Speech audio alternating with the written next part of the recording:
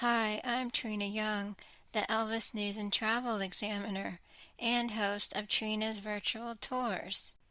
If you've ever been to the Westgate Hotel in Las Vegas, originally known as the International Hotel and then in 1971 as the Las Vegas Hilton, you probably have seen the Elvis Presley statue in the lobby. Today I'm going to share with you the history of the statue. A year after Presley's death, from September 1st to the 10th, 1978, the Always Elvis Convention was being held at the Las Vegas Hilton. It was presented by Colonel Tom Parker and Elvis's father, Vernon Presley. During that week, on September 8th, the Las Vegas Hilton honored Elvis Presley's record-breaking number of performances there with the installation of a bronze statue of the King by sculptor Carl Romanelli. Vernon Presley, Priscilla Presley, and Colonel Tom Parker were present as a life-size bronze statue of Elvis was unveiled on the stage in the showroom. The owner of the hotel, Baron Hilton, grandfather to Paris Hilton, was also there to help dedicate the statue. The statue shows a life-size Elvis Presley circa early 1970s, dressed as he would be when performing at the hotel. He has a guitar strapped on his shoulder and he is holding a microphone. When the statue was unveiled, there were 3 plaques sitting at the foot of the statue.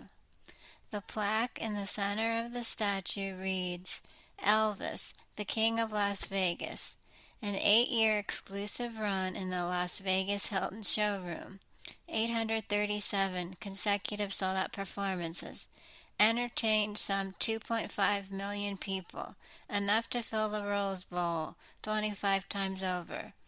Las Vegas' all-time favorite and successful performer.